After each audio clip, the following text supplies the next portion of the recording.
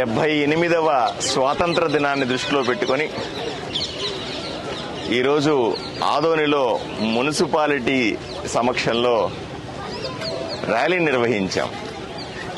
స్వాతంత్ర దినోత్సవాన్ని ఒక వారం రోజులు పండుగలాగా చేసుకోమని ప్రధాని నరేంద్ర మోదీ గారి ఆదేశాల ప్రకారంగా ప్రతి వీధిలో, ప్రతి ఇంటిలో, ప్రతి వాడలో స్వతంత్ర భారతావని స్ఫూర్తి నింపాలని, ప్రతి ఒక్కరికి కూడా స్వాతంత్ర ఫలితాలు ఎలా ఉన్నాయో, స్వాతంత్రం అంటే ఏమిటో, స్వాతంత్రం రావడం వల్ల మనం ఏ విధంగా స్వేచ్ఛగా జీవిస్తున్నామో, ఏ విధంగా అభివృద్ధి చెందుతున్నామో అన్న విషయాన్ని తెలియజేయడానికి ఈ వారం రోజుల పండుగను పెద్దగా జరుపుకుంటా ఉన్నాం.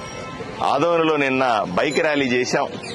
ఈరోజు మహిళలు, కార్యకర్తలందరితో కూడా, ఉద్యోగస్తులందరితో కూడా ఈరోజు 2K రన్ పేరుతో సుమారుగా 2 కిలోమీటర్ల పాటు నడిచి స్ఫూర్తిని నింపే ప్రయత్నం చేశాం ఊర్లో.